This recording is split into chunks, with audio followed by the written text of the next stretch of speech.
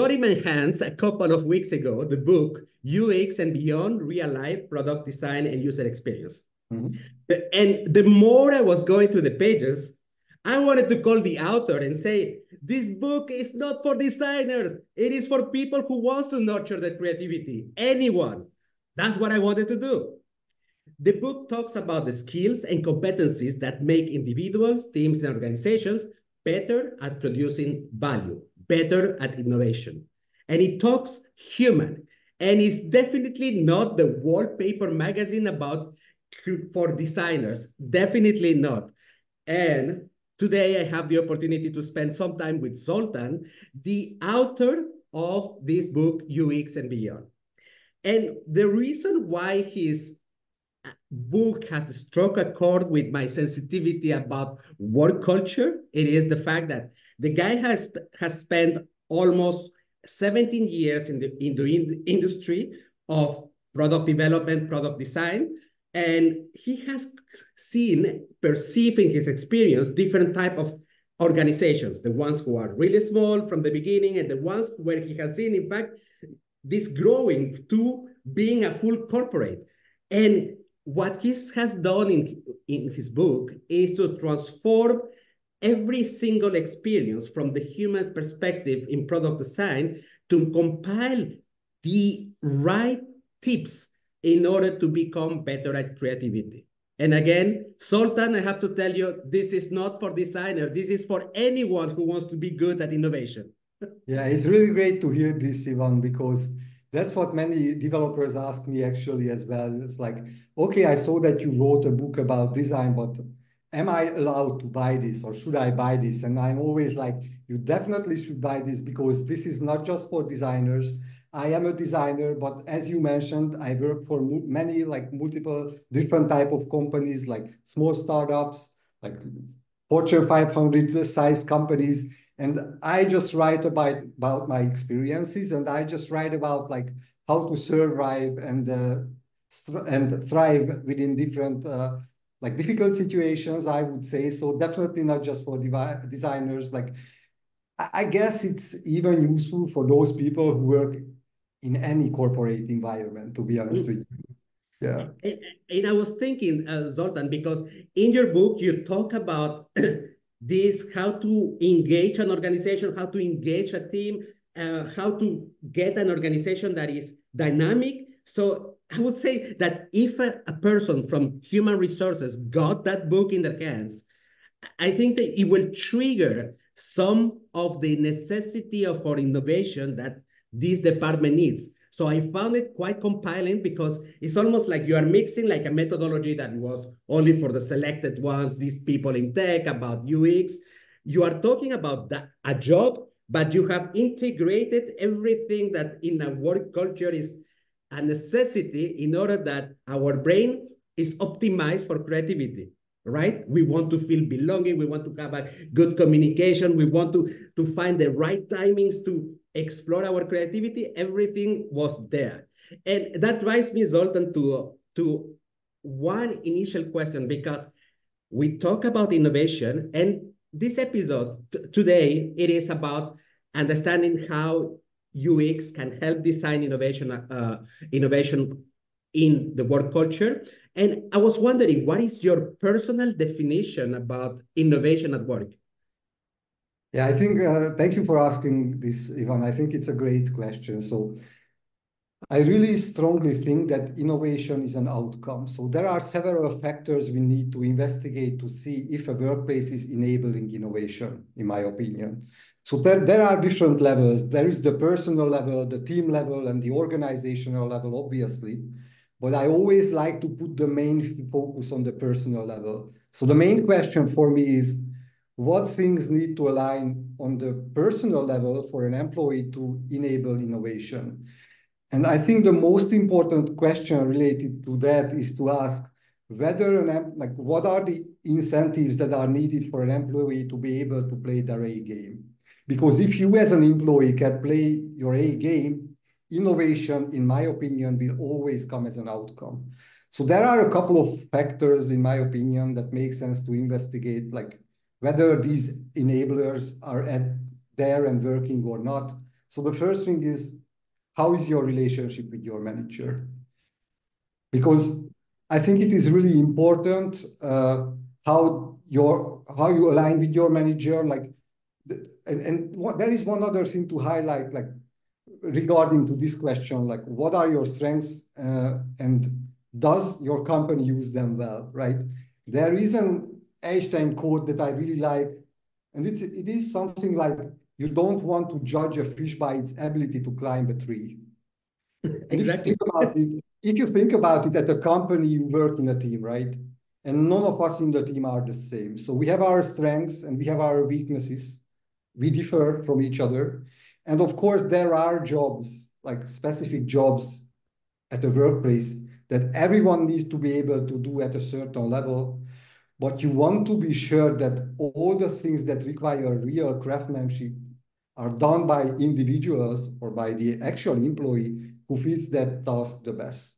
And this is where we get back, in my opinion, to the relationship with your manager, because a good manager will be able to define your skills and find you work that fits you the best. So I think this is really a crucial thing to mention. The other thing to mention is, when we talk about innovation, at least this is my experience, is the question of how open is the organization for new ideas? Because just telling you a secret, even I think that the biggest enemy of real innovation is the fixed mindset.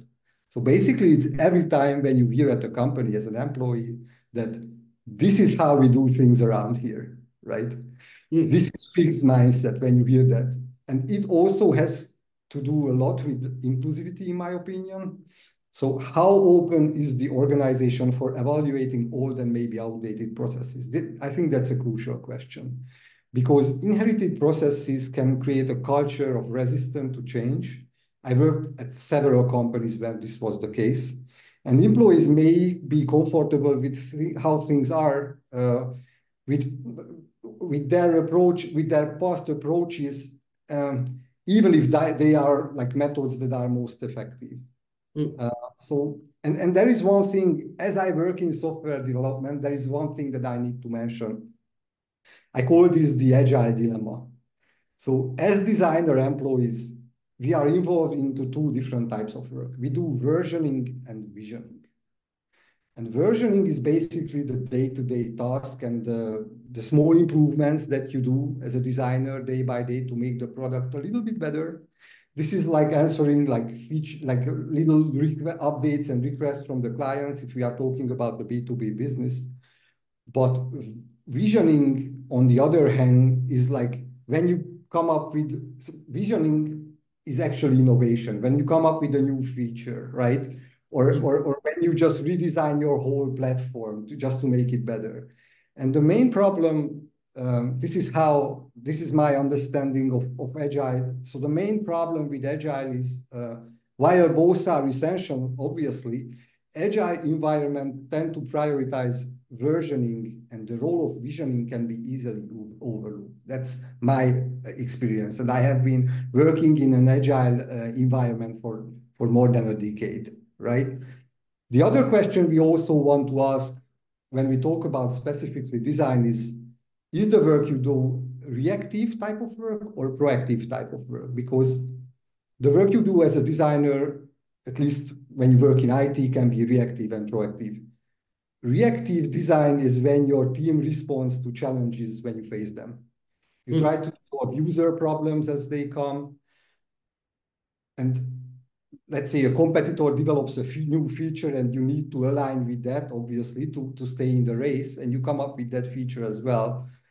So you definitely need to do reactive and proactive work as well. But when your team is reactive, you live in the present and not really focus on the future challenges, just the current ones, right? So that means that in a B2B business, you mostly fix and improve existing solutions by eliminating pain points and bugs. But I think it's really important for innovation to put a strong enough focus on the proactive design as well, right? This means like being proactive means trying to come up with features that don't actually just put out the fire around actual problems, but are more like focusing on future opportunities. So just as an example of proactive design, a great example for that is when you come together, there is a hack week at your company. You come together with a developer and you just create a solution that is something that will really benefit the users, and you don't have it actually within your tool by that time, right? So this is being proactive. So, and again, as I said, like obviously both is needed when you develop a software or any product, but in my opinion, innovation is just answering your question, if I would try to define like innovation at the workplace, innovation is an outcome of all these things aligning well. And my definition of innovation at the workplace is enabling all your employees to do their best work, their A game, and use their strengths in the best way possible. So probably that's the short definition. I don't know if it answers your question or not. I love this definition, and most of what you have just explained focus on the human side of the individual as a starting point, because you have been talking about incentives, and just to frame about incentives, you are talking about the incentives that motivates people. It's not about motivation like with salaries, the carrot and stick. You do well, you will get your bonus. You do bad, you will get less money or whatsoever. No, it's about the intrinsic motivation. What makes that a person can either become creative or wants to groom or nurture this creativity. You have been talking about self-awareness, knowing strengths. Sometimes it can be that the person himself has decided to work on this self-awareness and the understanding of what am I good, what do I want, what is a purpose also can be part of this journey, or it can be a manager that helps you develop this level of self-awareness. You have been talking about this sense of relationship or belonging, and then the overall infrastructure, which is the openness of the organization to innovation, to ideas, to listening. In fact, what you are saying is almost like saying it doesn't matter that you have been studying in person in New York for creativity, because if you are into the wrong environment, you're going to be as shitty as anyone coming from an engineering school. So in terms of innovation, so it is the environment and the individual that can only generate this level of innovation in an organization. And that drives me to my next question, because so if we think about the role of a leader, probably one of the most important roles would be to encourage encourage the team to become more creative. And what is, according to you, what are the important routines, systematic routines that a leader should have with the team in order to keep them this creative juices going around the organization, this wanting to change stuff the way things are done here? Yeah, I think it's a great question, Ivan. And I just have to mention that, and this is going to be specific to what I do as a product designer. I develop software, and this is what I did within the last 10 years of my career.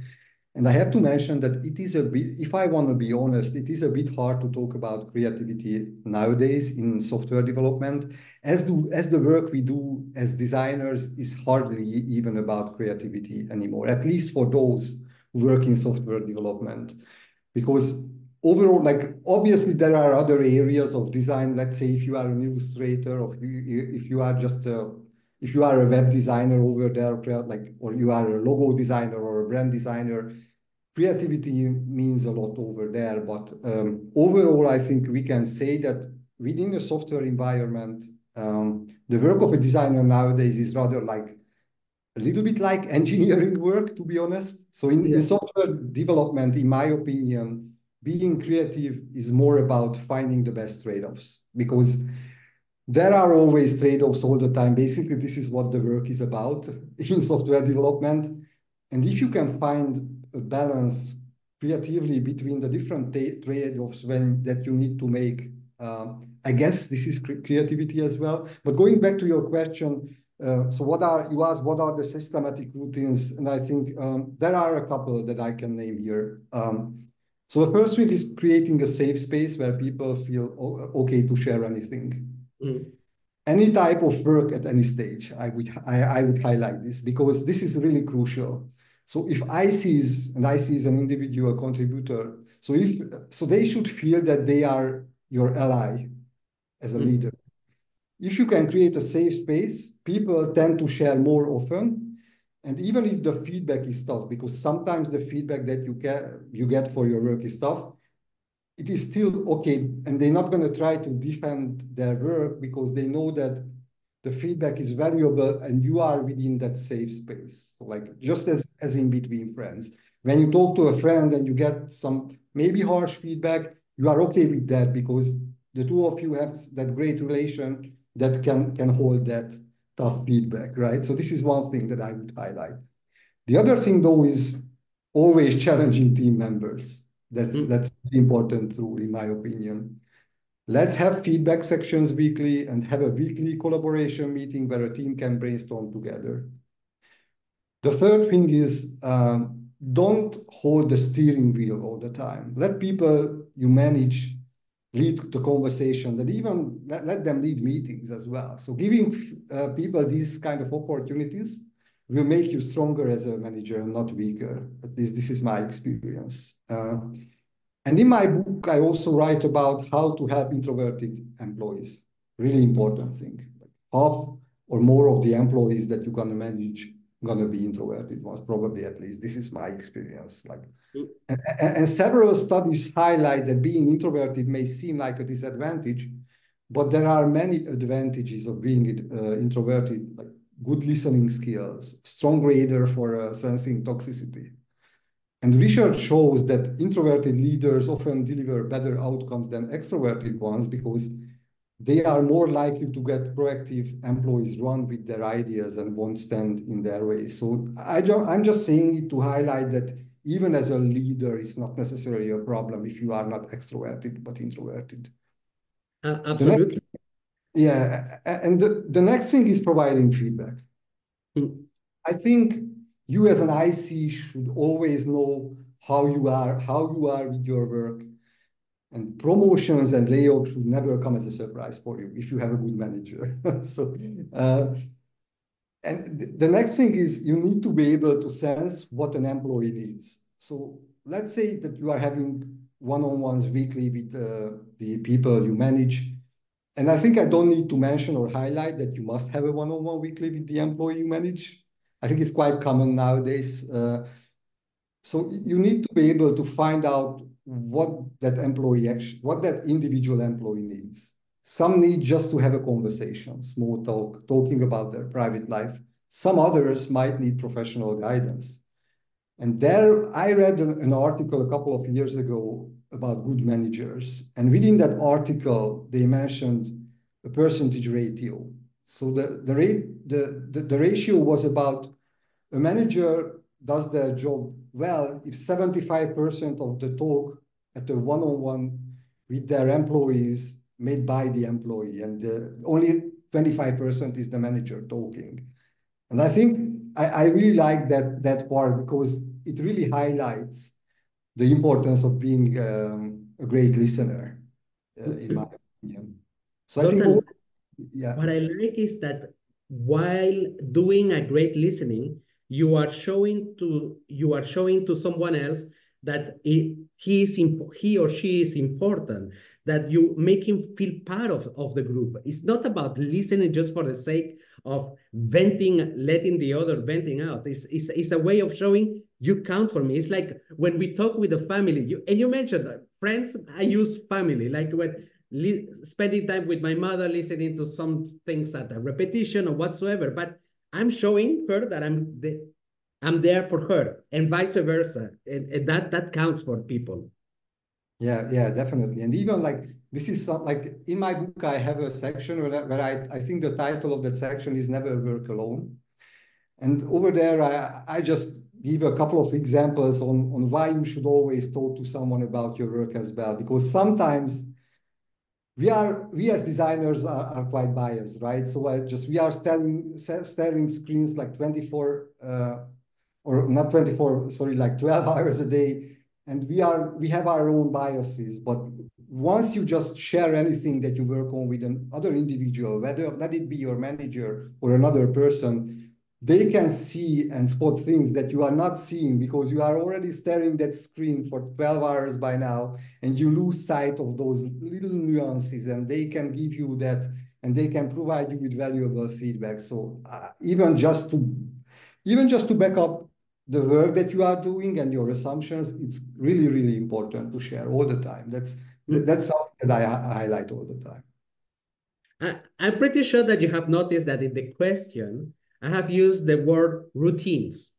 And I did it in purpose because in one of the chapters, you speak to something that is quite dear for me, is the habit formation and why it is so important in order to create a culture. It's not like innovation should be like a one-off. This is the week that we need to change. We need to brainstorm. It needs to be like the way things have been done in this place, continuous. And creation of routines are super important so that it becomes natural, a reflex rather than something that is imposed or a big change. You see? Yeah, I read your definitely. book. Yeah, definitely. One of the challenges that leaders have is that despite um, despite that they may know the principles, the right processes, even the way to interact with people, then there is the reality of work, which is overstress, and suddenly I don't have the capacity, the bandwidth to interact in the correct way with my people or to motivate them because I'm focused only on the job or the goal that I want to achieve business-wise. And I put aside the human side. And so I'm always like encouraging, motivating, but I'm not spending the one-on-one time with my team. So how can leaders develop this bandwidth in order to enhance this human side of creativity? Yeah, so I think it is a balancing act for sure. So I am a lead designer, so I can talk about my experience. My experience is that people like to be involved in decision making and see how you as a professional or a lead designer think and what are the things that you consider. In this way, you can get an insight into how you work and function when you make decisions. So it's really helpful for people just to involve them in decisions. And why I'm saying it, I think the other side of this is you can easily delegate jobs, right? So like that's something like you definitely as a reader don't want to micromanage, and all of us tend to do it at some point, right? So like even me, like sometimes I'm really eager just to jump within the design tool and start to do designing, like come up with solutions. But then I need to think about like, okay, I am a lead designer, so my time is precious. And not to say like everyone's time is precious, but like sometimes I need to think about it too, like, am I spending my time the best way possible? Or should I delegate, like, what are the best tasks to delegate for someone on, and what are the things that I should do individually? And so what I'm saying is it is always a balancing act, right? And as a lead designer, you need to take care about multiple things. So like a balancing act, that's for sure. Yeah, that's my experience. I guess that is the right word about this balance or harmony. Talking about that, you made me think about one of your chapters. I think that you speak about meditation. So Yeah. these alternative practices, we talk about mindfulness, meditation, can can they really work to build a performing and creative team? Have you seen it live, like helping them, nudging people to do a little bit of mindfulness? Does it really help on the results?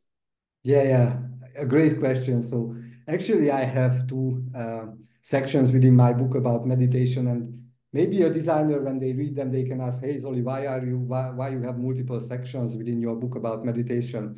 But I think it's really important, and I think this is where we get to a part when we talk about like this book is not just for designers actually, but all the individuals who live or work in this modern environment. So what we experience is like modern life is filled with distraction and constant simulation, from electronic devices to social media, and it's really difficult for people to find the mental space to meditate. Actually, I was struggling it for years as well. Like most people never stop thinking, and this is a huge problem. Like always do something and always think about something. This is a really perfect state for our ego to take control of all of our behavior. And no wonder why it is down, even just for 10 minutes, close your eyes, try to listen inside and do nothing. Like our ego, which controls our whole life nowadays, can be terrified when something like this happens. And meditation is a personal tragedy for the overgrown ego and really a treasure for the self. So our ego provides us with continuous self-talk. And then when we meditate, our consciousness gets quieter. And the inner stability and inner silence, we can gain back it with daily meditation. And I tried several techniques, right? I tried Zen meditation and all other techniques. But the simplest method I found, and I'm a huge advocate of this technique, is transcendental meditation. Maybe you heard about transcendental meditation. So Beatles, you know, the rock band who started it back then, like maybe 50 years ago. The great thing about this technique is it is an effortless technique that you can learn from a certified teacher. So you need to go to a course. I think it's 4 days. You need to pay some amount of money. It's not even that cheap, actually. It's around like $600 or something. But I'm telling you, Ivan, that this was probably one of the best investments I ever did in my life. So basically, the technique you need to do is 20 minutes of meditation twice a day. And I think I can say that doing this really changed my life and all the things around me. So, and I would like to just talk about really, again, just because I'm a huge advocate of this, like just to talk about what are the upsides of this technique. So practicing this technique can help you improve your sleep, blood pressure, and basically all the stress related issues by providing a more fun and enjoyable life, right? It really gets you calm, and it is really good for the immune system as well. And the other things, and this is why I said that this is effortless, is basically, at least for me, this technique works all the time. And what they said when I started to do it is like, don't think about the small changes that can happen with you with a single meditation or two, but just be like really reckless and do this twice a day, every day, and never skip it, and you will see the benefits. And I'm already seeing like huge benefits on multiple areas of my life. So yeah, I think it's a really great technique, and I encourage like everyone just to do any type of meditation. Really, any time can work. Like I just had a meditation teacher, who just told me like, Zoli, even when you drive a car, like, and the car is stopped, just stop for 20 seconds, sorry, like close your eyes, and that's also a good way to start meditation. Yeah.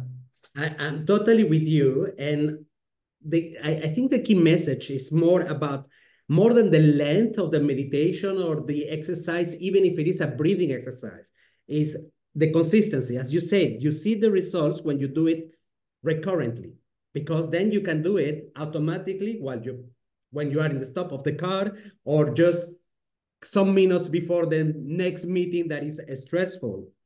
We have a tendency to believe in this society of hyper activity, that because we are thinking, we are really productive. But in reality, our brain, it will, as 90% of our brain is the subconscious, is our brain is functioning about controlling the emotions, perceptions that are not always a reality. So the fact of creating this time for meditation or mindfulness, just to wake up the analytical side of our brain, is something that cleans up from all our emotions so that we see reality as it is, so that we can take decisions that are not biased by emotions. Emotions that can go, and you mentioned it, ego. Oh, I loved it when you mentioned about the ego. Emotions that can be fear and that are going to intervene or influence our final decisions. So I love the fact that for innovation, we have to be able to clean up a little bit the air of emotions so that we can focus on what really brings value and what makes us really happy. Because we feel happiness when we have taken our own choices without the biases of our emotions, right? Yeah, definitely. And again, as I work as a software designer, you would be surprised how many I guess you read a ton of articles about it as well, like how many techniques IT companies use just to hack your brain, basically, and like just to get you stare their own solution. Like these are the things that are called like dark patterns, and they use like a ton of them just to basically hack your brain and then keep you next to your device all the time, actually. I remember that a couple of years ago, I read the book that in Google, in the company, they have a mindfulness training that is based on the writings of one of the software engineers, and it's called Search Inside Yourself. And that this has become like the training that every techie has to go through. I loved it because God knows that when you are a little bit in technology, you need to develop a little bit more of your emotional intelligence, or when you are in a stressful environment, you need to create this time to really be more focused on what makes you better, right? Yeah, and I really like that you mentioned that because I also have like my own theory about it. Like I'm always talking about the back country. Like, do you like whenever you are in a stressful situation, do you have any back country? So basically, what I mean by back country is what are the things that you can use when you have a stressful day, like right? And we know about many not so good things that you can use, but there are a couple of good ones as meditation as an example that you can use as well. So yeah. Zoltan, two images came to my mind: my daughters and some food. I don't know why. Yeah, yeah. This is my back country. Yeah, definitely. um, so, in many organizations, but let's say that it started, of course, with technology companies, in order to become more innovative or have innovation that is focused on the pains of real people, we use design thinking. Let's, and design thinking, the process hasn't changed much for 30 years or more, maybe, Sultan. You have to correct me because I think that I heard that design thinking started somewhere in the early 80s.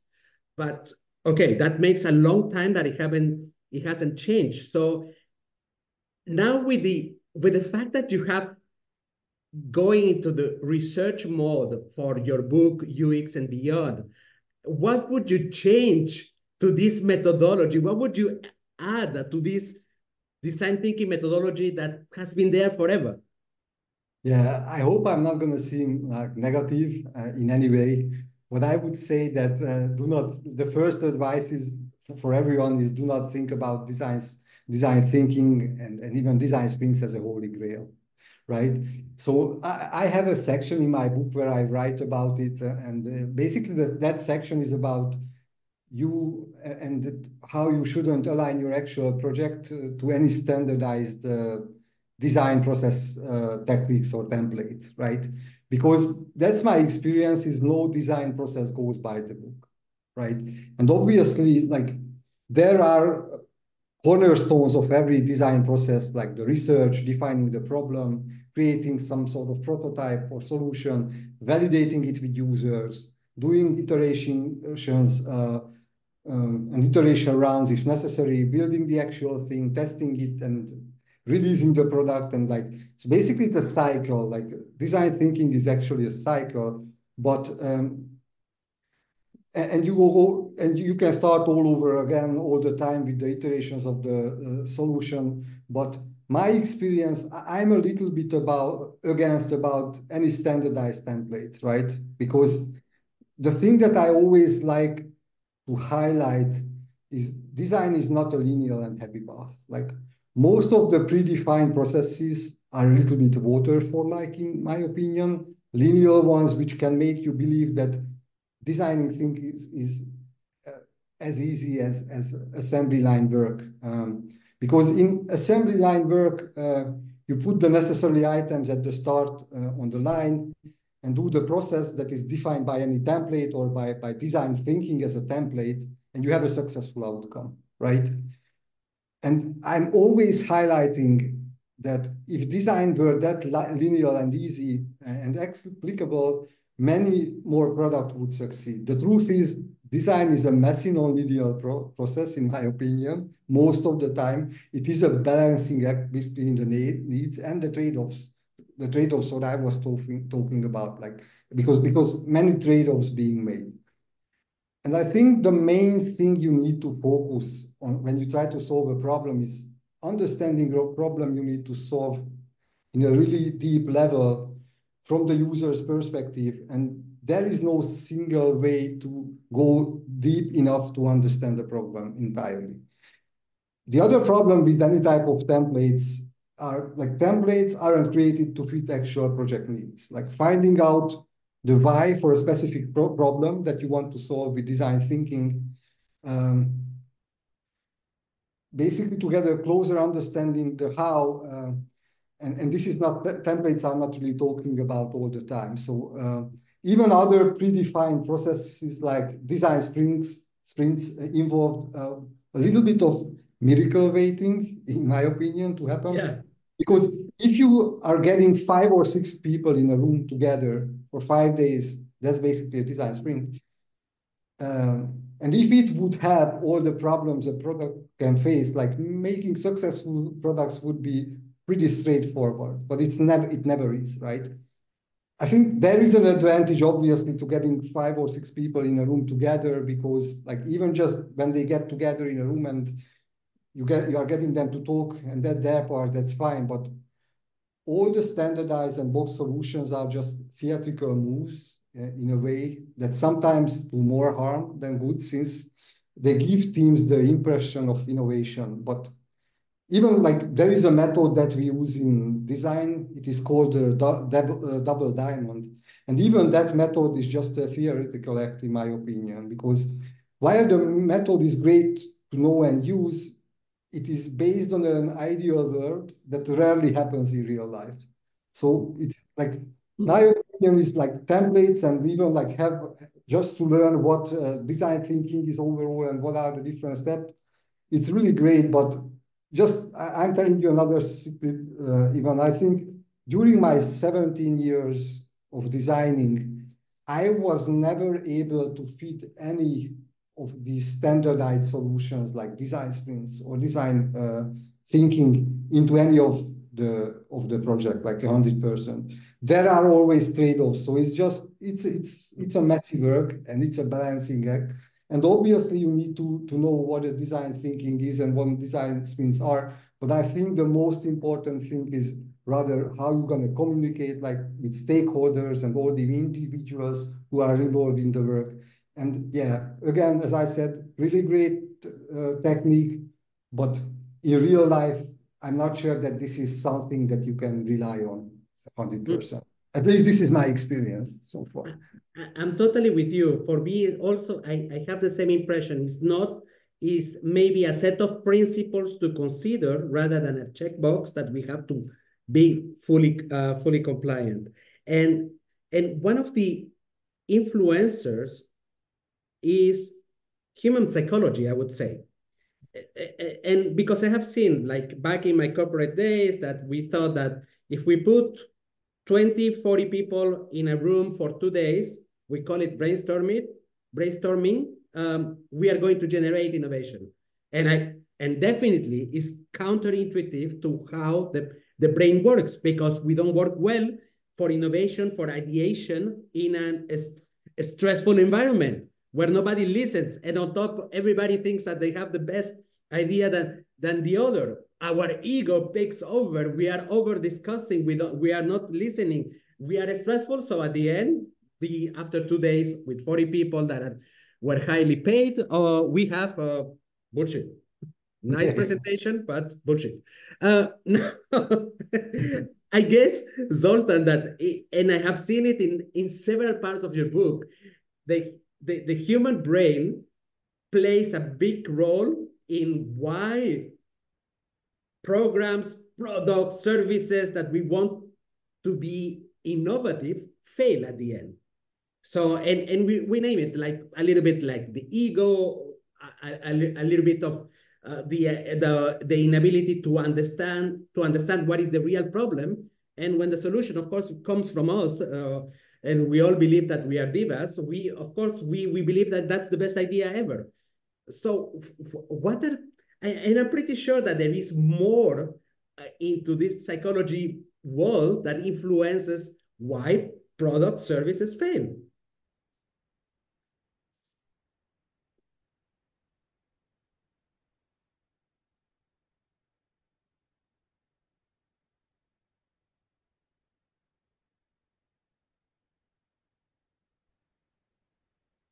Yeah, sorry, I lost you for a second. Maybe my internet is a little bit unstable, but I need to let me jump on my personal just a second because You know what, Zoltan? Probably it's my internet that is doing the game, because it's not the first time that he's doing that. Yeah.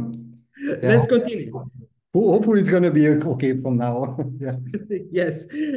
So I was telling you about these psychological elements that influences the outcomes of any product service, and sometimes it fails. According to you, what have you observed as psychological or brain tricks that makes that we cannot have a good innovative product or service?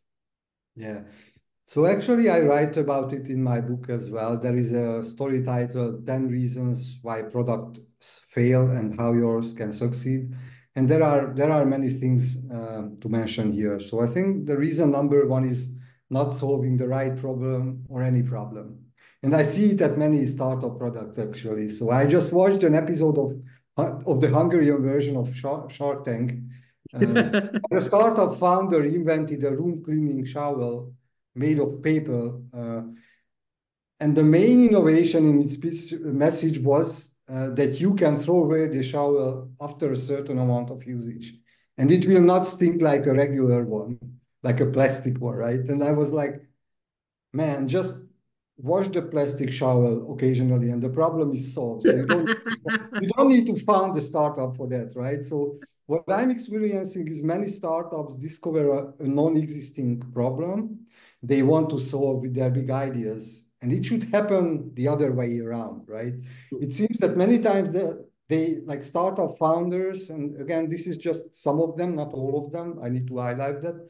But many times they like even the product doesn't really matter for them as long as the company is a startup and the idea is good enough to hunt down investors with pitch presentations. So this is one thing, not solving the right problem or any problem. The second one is no product vision or no strategy. The third thing that I would add here is failing to understand customer needs. And this is where we are getting to having a proper research, a customer research. The reason number 4 is the mental model versus system model when there is a too wide gap between the two. So basically the mental model is the user's understanding of how a product works or how a product should work. And the system model is how it actually works. And some products require like substantial consumer education as too new or too different. So therefore the usage is not really habitual. And the problem is if we fail to provide design patterns to the product for users that will find familiar, it will take them really hard to understand how the product actually works. So it might happen that they just don't understand it, right? Like there is a rule, Jacob's law, that states that individuals prefer to use products that function similarly to those ones that are familiar with them or that they already use, right? The other thing that I can think about is poor timing. Or as a graphic designer, I used to do many branding and not having a proper branding or no significant branding is also something that is not good and that can break your product actually, because good branding is the one that sets you apart from the competition and involves a strategy that makes your product really recognizable, right? So strong branding really generate real value for any product. Some other things are like probably launching too early. Launching a product that is not well tested and does not meet users' expectations, even if the product is ready, I think it's bad. And sometimes, this is my experience, like I was working on a mobile app and this is what happened over there. Sometimes you only have one chance, one shot. And if it's not a good experience for users, you will never be able to come back, even if you come up with updates and iterations. Because you get bad reviews, and bad reviews are the next thing that can really kill your product. If you think about the mobile app, I think the first thing that you consider when you want to download a mobile app is to see like how are the ratings, right? What is the feedback? Does it even make sense for me to use that internet bandwidth to download the app actually? Yeah. So yeah, and this is where we get like, I'm picking up exercise again. So I was trying to find the best app for myself to do workouts, and like many of them are like these workout apps are like super expensive. And I really like, you can have a 7-day trial period, but you can cancel before they start to charge you, right? And my experience with these apps was they were really not providing enough value for the money for me. So this is also something you want to provide value for the customers' money. Whether if it's a free service, because if it is a free service, they pay with their data, or whether you charge them, then they need to pay money for your app or your service. Zoltan, but what I find is quite a dilemma, and for many founders, tech founders especially, it is quite a dilemma to go out and give it a shot with an not so nice app, but that is solving maybe the right pain for the user. So the user will say, okay, maybe it still has some bugs, but I will swallow it because it's making my life easier for this. And waiting for perfection, of course. There is pros and cons, but it's so difficult to balance this timing of saying this would be enough, because with that, at least I get some learnings that can help me to do better the app. Or you can decide also to pivot and say, okay, I have learned, and one of the things is that nobody needs my app, or nobody would pay for my app, and I can do something else, but I have learned something. And there is different elements of reusability in any idea, even if we have the biggest fail ever. But it's still difficult to decide, man. I think it's I'm really happy, Ivan, that we are talking about product strategy now, because I really like to talk about product strategy. And you are definitely right. So whenever like you are working on a complex problem, just develop a software. I think the first thing you want to do is just think about the MVP, right? What is the MVP that you want to bring out to customers? So I'm really not saying that you should like spend like just in a cave, spend like 1 year, develop a software, and then just throw it out as a Trojan horse for users that it's gonna be full of bugs. This is definitely the waterfall model. What I'm saying is like, even before you come up with an MVP, you should make a proper testing with actual users, because I'm sure you already seen that there is a graph, and the graph is basically just highlighting a 2-axis graph and it's highlight like the cost that you're gonna pay for the updates or picking up all the bugs and fixing them. And the other graph is a timeline, and it shows like how early you pick that actual problem. And when you are, so the graph is basically about if you pick that actual problem right at the start, even before you launch the problem, let's say it's going to cost you $100, right? But if the tool is already out there and users are using it, it's going to cost you like $10,000, right? So within time, the actual value that you're going to need to spend to fix that problem is just going to grow. Just as an example to highlight that is, I guess you can also recruit situations when they call back different vehicles because there is a problem. Like let's say that they call back like 1,000 Teslas because they saw that there is a problem there, right? With anything, with the lights or with anything. And if they would do proper testing and they would be able to pick that right at the start, it would be much cheaper actually just to fix the problem.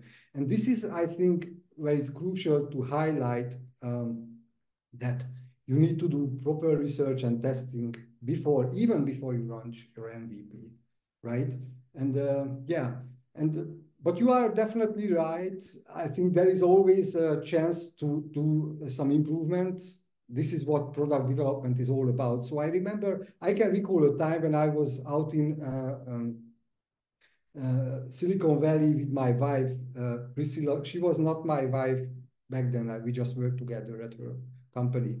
And I was really hungry. We were at the NASA Ames Park and I was really hungry. And there was I think it was a peanut butter bar over there. And I tasted it and I was like, hey, Priscilla, you really need to try this product. It is really outstanding, really great taste. And she was like, what? I tasted the same peanut butter bar like 1 year ago, right? And it was unedited. So you were not able to eat it. It was that bad.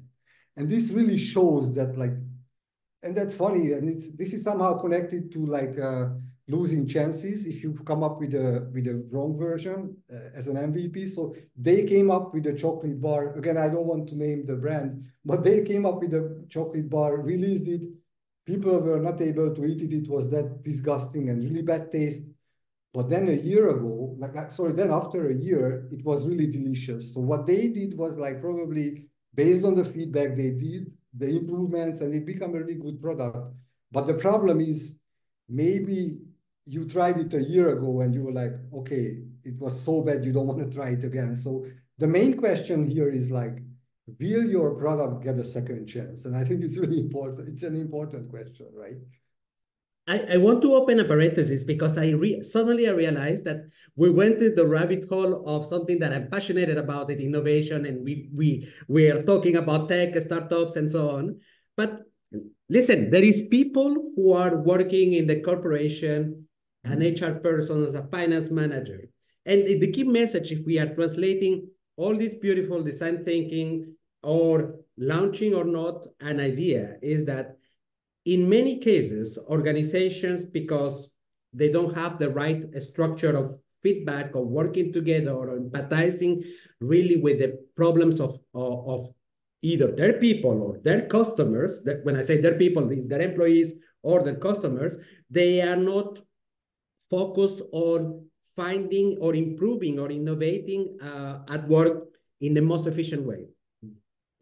One example can be that an HR manager who decided to invest maybe $300,000 in an Oracle module for having analytics about HR people. That's a waste. Go and do this story that we said MVP, minimum viable product. You can call it prototype or a sketch or draft or shitty version. It is sometimes an Excel file. It is sometimes just some piece of paper based on the discussions of what is the most painful problem for your target audience, employee or final customer.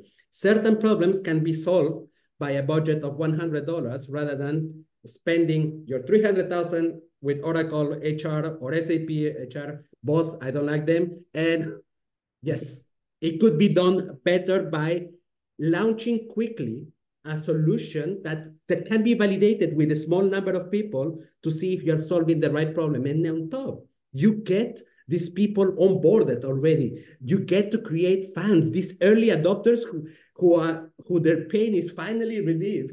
They become the people who are going to be talking. Oh, I use this. You also get an early buy-in, right? You also get an early buy-in, which is really important. And you are definitely right. So like, obviously, like showing your solution as often and as easy and as early, I think it's really important and vital, right? Because you get feedback and you can iterate the stuff.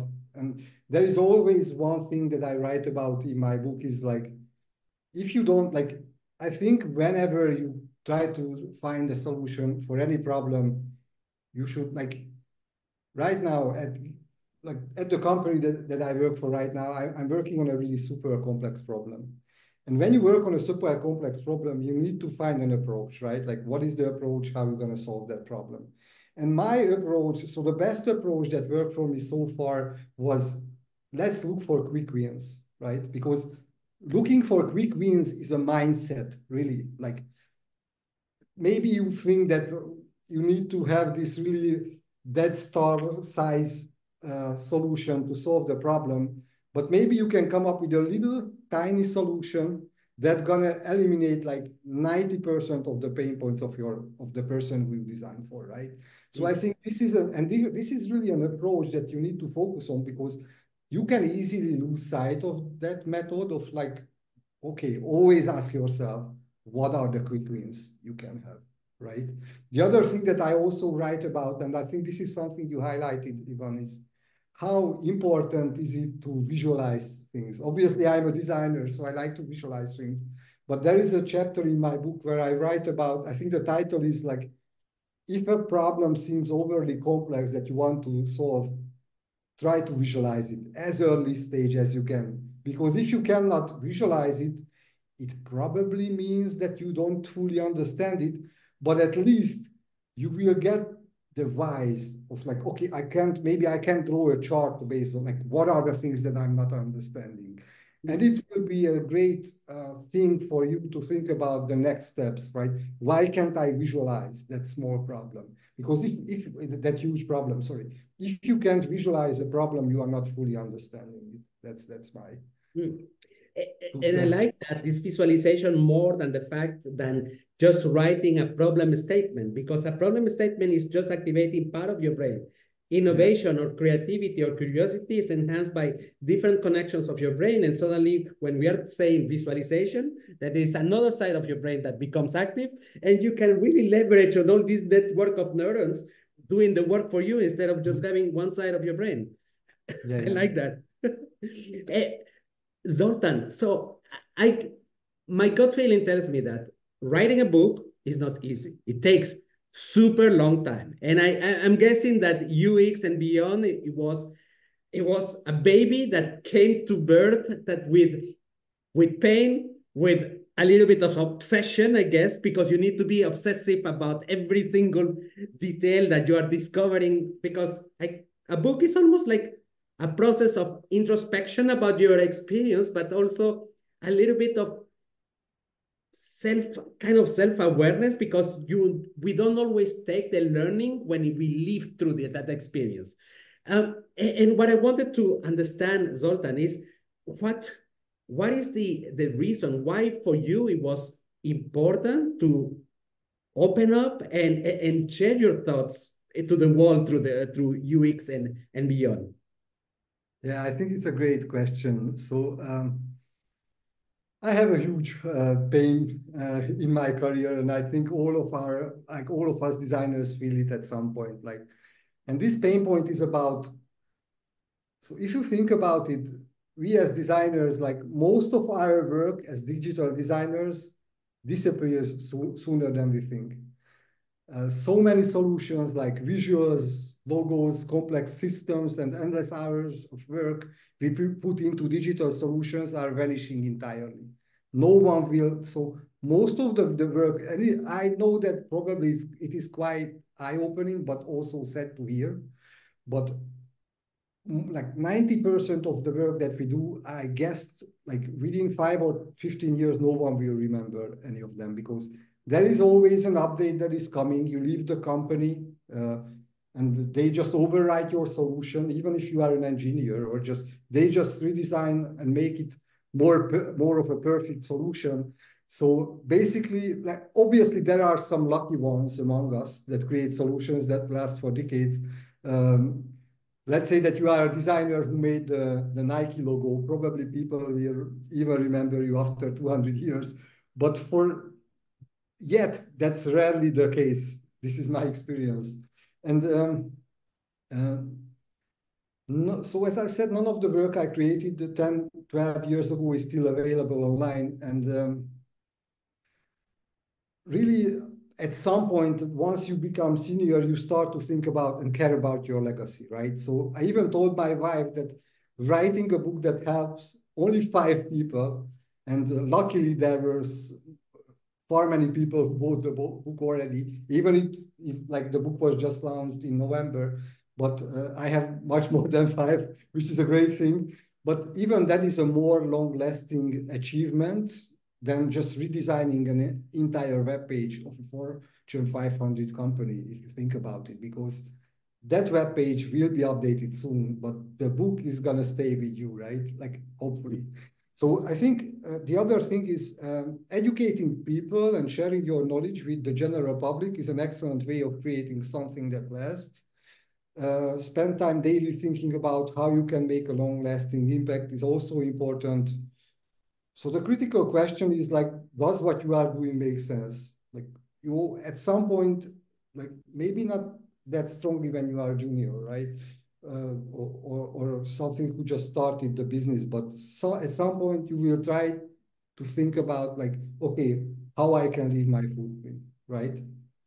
And there is a quote in my book that I always use, that it is not enough to be great at something, you also need to look great. And this is my own quote, and that reminds us that we need to find our channels for sharing our knowledge, expertise, and ideas. This could be like a conference presentation, or just regularly publishing articles in a professional blog, or writing a book, as I did, or starting a podcast, as you did. So anything can work. You need to find the best channels that work for you the best. Because my experience so far is, in this world that we are living in right now, if you don't publicly share your views, you practically don't exist. It is sad to hear, but that's the situation. No one will knock on your door to ask if you are a great professional. If you don't share your views publicly. We all know the biggest names in the design industry, as an example, like thought leaders whose word really counts. And I always wonder how many others with excellent skills do their job quietly, right? No one knows them except their closest colleagues. They work daily, really hard, doing a great job, but the world doesn't know about their existence. So the other thing is using your expertise to further your career without even considering how it might help others, I think it's a bit selfish as well. Exactly. If you spread your knowledge to the world, you can help others while establishing your reputation. So I think it's a win-win. And again, like, who knows how many new opportunities can open up by increasing your professional value and elevating your professional visibility, right? Like, so I would encourage everyone to gain the confidence to put yourself out there.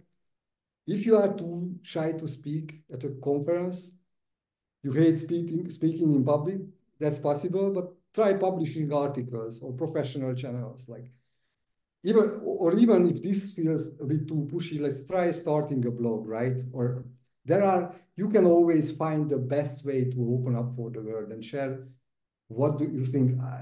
And it's quite funny because there is a design book. I don't remember who was the author and who published it, but there is right now a book about why you should write a book. So that's funny. Like they wrote a book about why you as an individual, as a designer or any professional write a book. So I would encourage anyone to, obviously, you need to prepare that sharing your thoughts in this way makes you a bit vulnerable, to be honest. So you can like luckily, all the feedback that I got was really positive, but you need to prepare for the bad feedback as well. And this is part of the game too. So Exactly.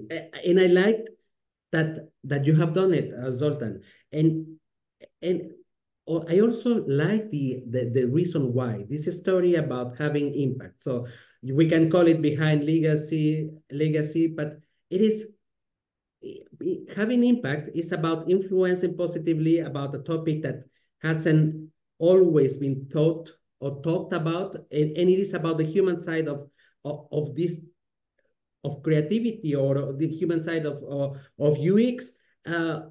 This is a topic that I have rarely heard of, and uh, that's why at the beginning of this discussion we say that this is for everybody who wants to become more innovative at work.